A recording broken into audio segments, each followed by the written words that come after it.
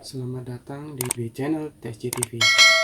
Kali ini saya akan membahas tentang mata kuliah di Politeknik Negeri Lampung, yaitu tentang mata kuliah apresiasi komputer, di mana mata kuliah ini adalah mata kuliah dasar dari institusi yang wajib diterima oleh seluruh mahasiswa Politeknik Negeri Lampung.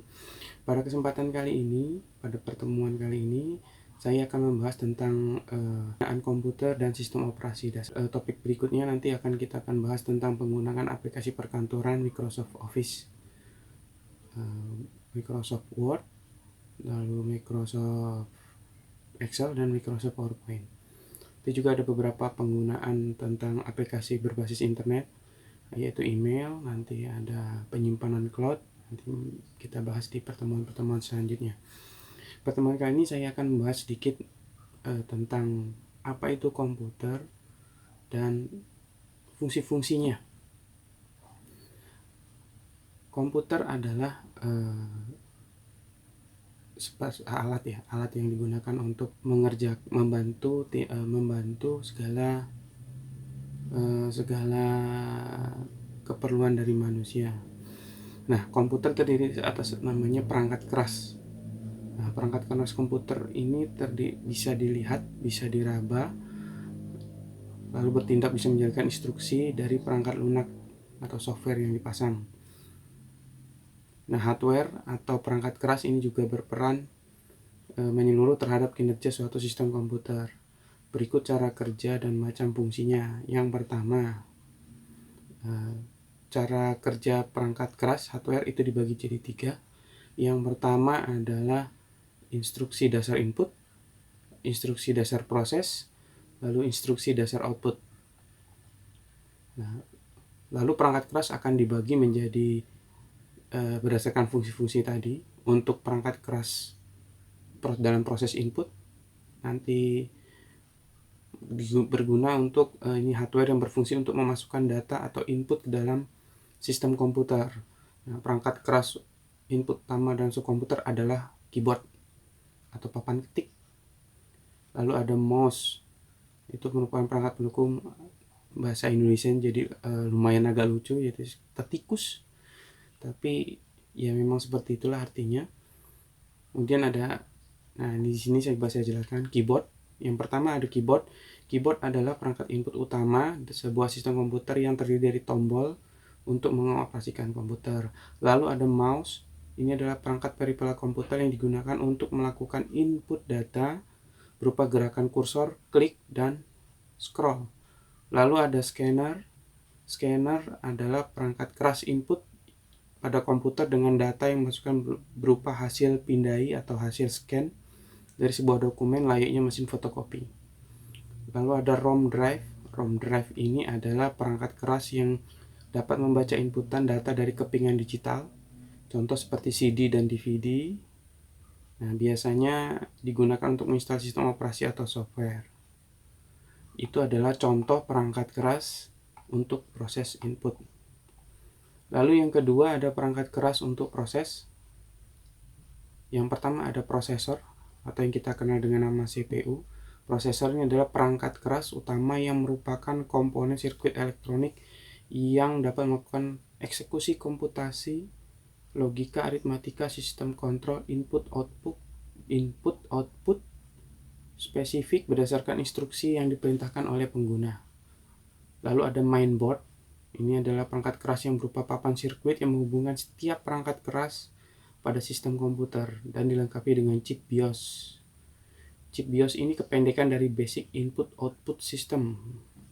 Perangkat ini juga disebut papan induk atau mainboard. Jadi banyak port-port yang bisa dipakai.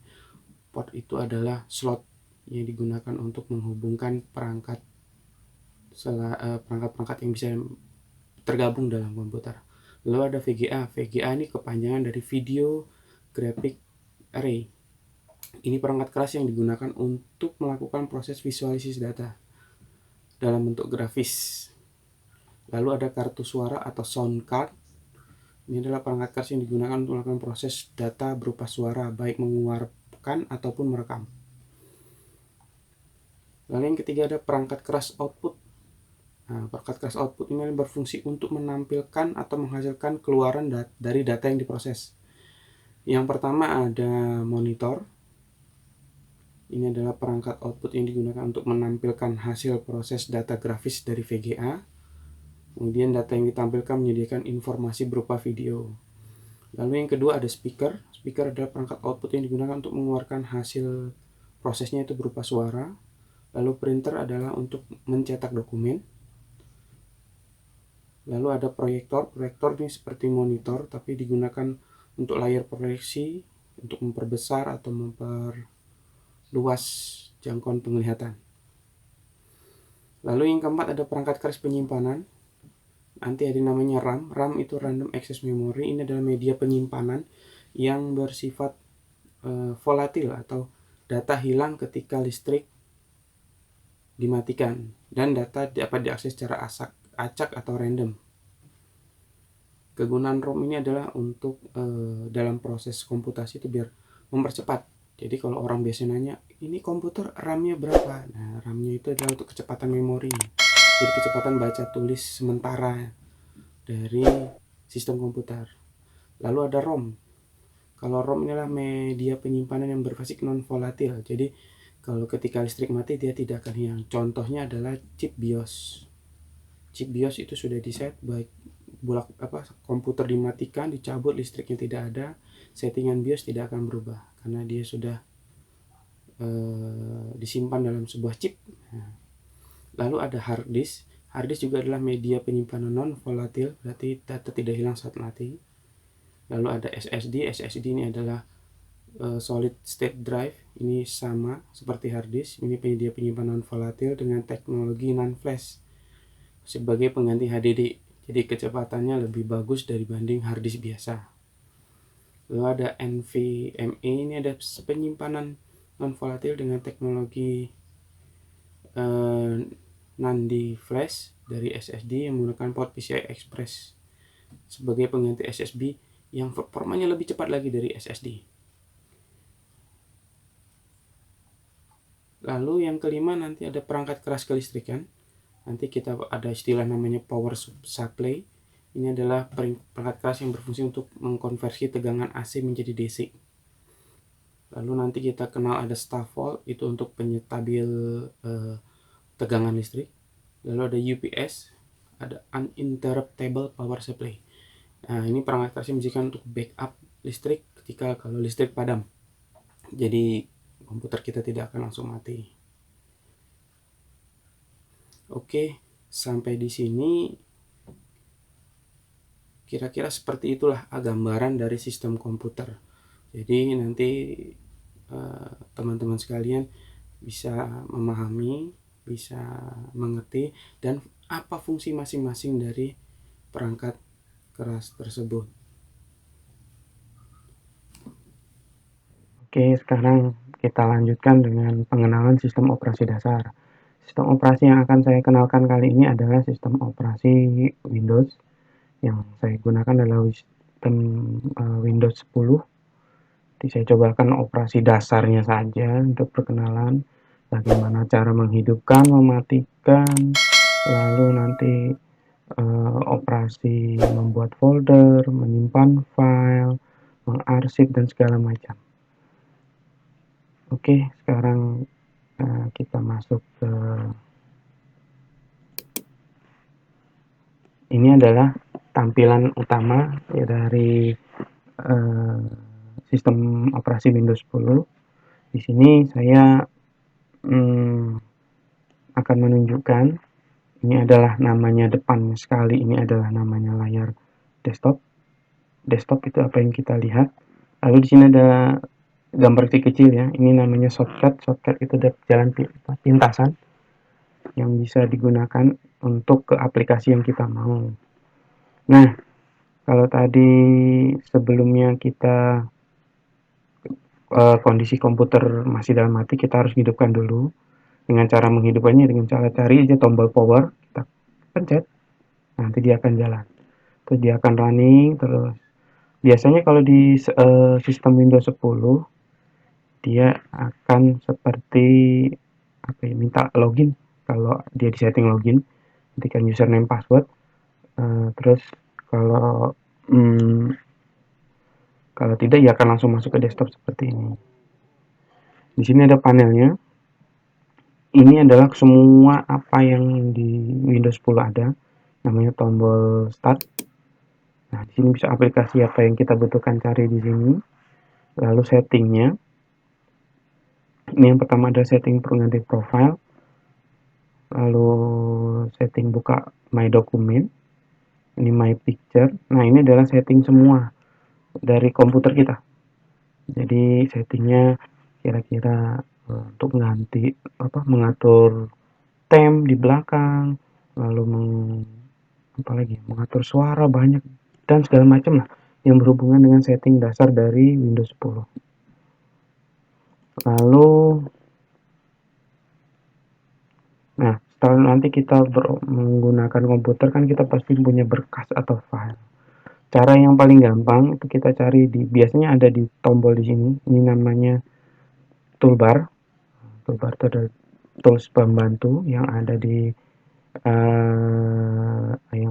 Windows. Nah, tinggal kita klik, nanti munculnya seperti ini. Nah, contoh seperti ini. Dia akan muncul seperti ini. Nah, ini ada pilihannya. Nah, ini adalah tampilannya. Ini adalah folder. Namanya folder ya. Yang seperti kuning-kuning ini namanya folder. Jadi folder itu gunanya untuk menyimpan file atau ada juga folder dalamnya. Nanti jadi kalau saya istilahkan bisa seperti map atau binder plastik yang kita pakai di perkantoran ya, untuk arsip. Nah, itu bisa atau map juga boleh yang paling gampang. Nah, ini bisa dikumpulkan. Nah, di sini ada pilihannya.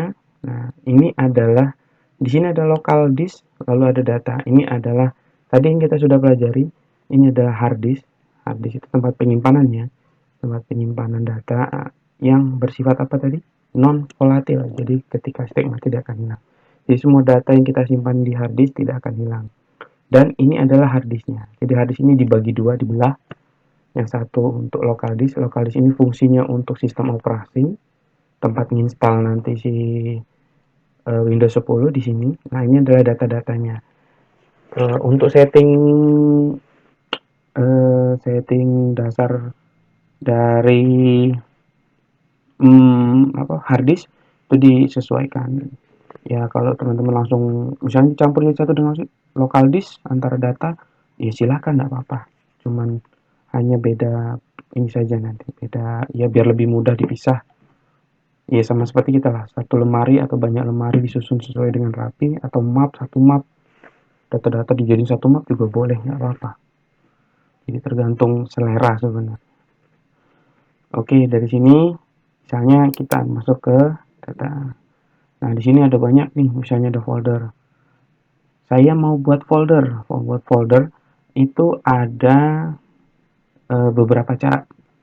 Yang pertama, bisa kita langsung klik kanan, kita cari new. Nah, langsung pilih paling atas, folder. Nah, dia muncul kan, new folder. Atau bisa juga yang di atas ini, toolbar yang sini, new folder. Nah, dia langsung nambah kan. Lagi nambah di sini 2 folder. Atau bisa juga di sini ada folder kecil, new folder juga. Kalau kita klik, nah ini akan nambah. Ini cara membuat folder baru. Lalu bagaimana Pak kalau kita tadi sudah mencet tombol baru tapi kita namanya lupa diganti? Kita bisa ganti namanya. Ada 2 cara. Yang pertama bisa pakai klik kanan, klik rename. Jadi kita nama folder 1. Nah, cara biar dia sudah yakin dengan ini bisa di enter atau diklik di sembarang tempat selain diklik yang digambar foldernya. Lalu cara yang kedua bisa pakai tombol shortcut keyboard. Biasanya tombol F2 ya. Tombolnya F2. Nah, seperti ini. Nah, ketika kita tombol F2 dia akan mengaktifkan ganti nama. Contoh kita misalnya kasih nama folder 2.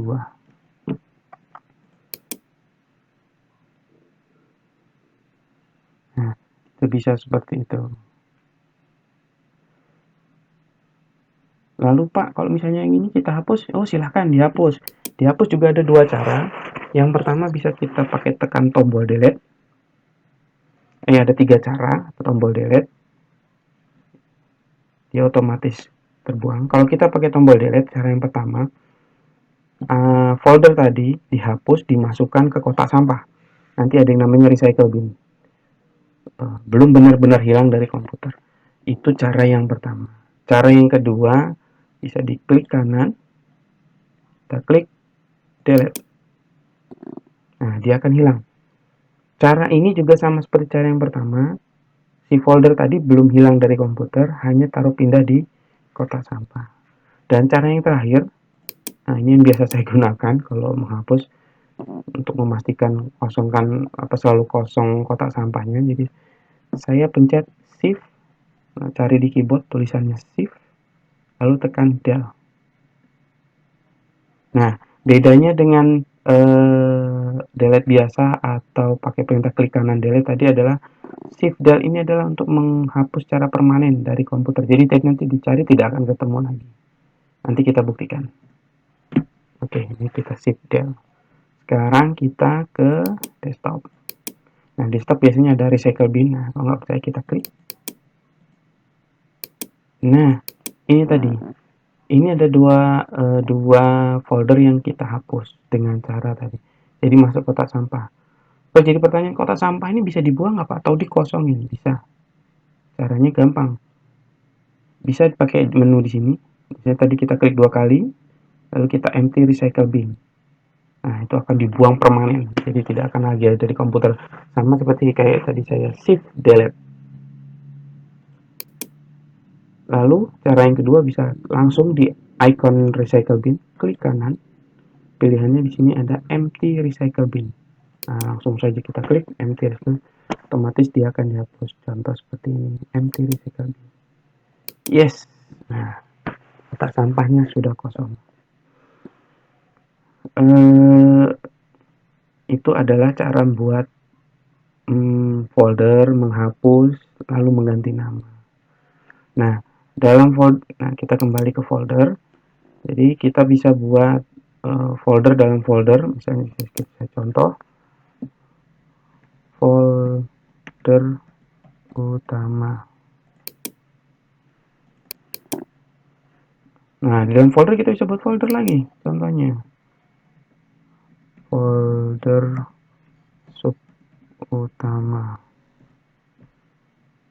Nah, dalam satu folder bisa banyak